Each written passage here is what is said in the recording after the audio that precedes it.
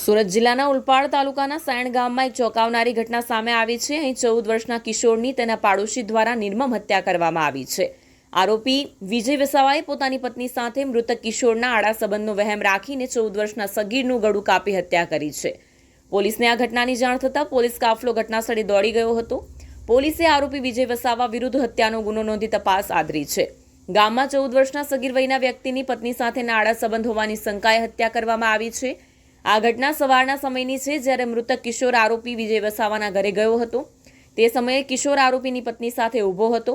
આ દરમિયાન ઘરે આવેલા વિજય વસાવાએ બંનેને સાથે જોતા આવેશમાં આવી ગયો અને એકાએક ચપ્પુ લઈને કિશોર પર હુમલો કર્યો। આરોપીએ કિશોર પર ઉપરાછાપરી ઘા ઝીક્યા અને તેને મોતને ઘાટ ઉતારી ફરાર થઈ ગયો।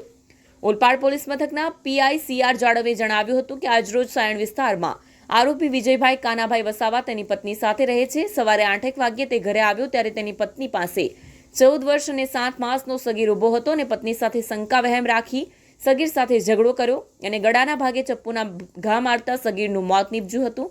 હત્યાની ઘટનાને અંજામ આપી આરોપી ભાગી ગયો હતો। આ બનાવની જાણ થતાં પોલીસ ઘટનાસ્થળે પહોંચી હતી અને આ મામલે ફરિયાદ લઈને આરોપીને પકડવાના ચક્રો ગતિમાન કર્યા છે। આ ઘટનાની જાણ થતાં જ ઓલપાડ પોલીસ ઘટનાસ્થળે પહોંચી હતી। DYSP IJ Patel, Olpad police મથકના PI CR Jadav, PSI SN Chaudhary સહિતનો પોલીસ કાફલો તાત્કાલિક ઘટનાસ્થળે દોડી ગયો। પોલીસે આરોપી વિજય વસાવા વિરુદ્ધ હત્યાનો ગુનો નોંધી તેને પકડવા માટે અલગ અલગ ટીમો બનાવી છે। આ ઘટનાથી સમગ્ર સાયણ પંથકમાં ભારે ચકચાર મચી ગઈ છે અને મૃતક કિશોરનો પરિવાર શોકમાં ડૂબી ગયો છે। પોલીસે આરોપીની ધરપકડ માટે વ્યાપક તપાસ શરૂ કરી છે। જોતા રહો સુરત ક્રાઇમ ન્યૂઝ।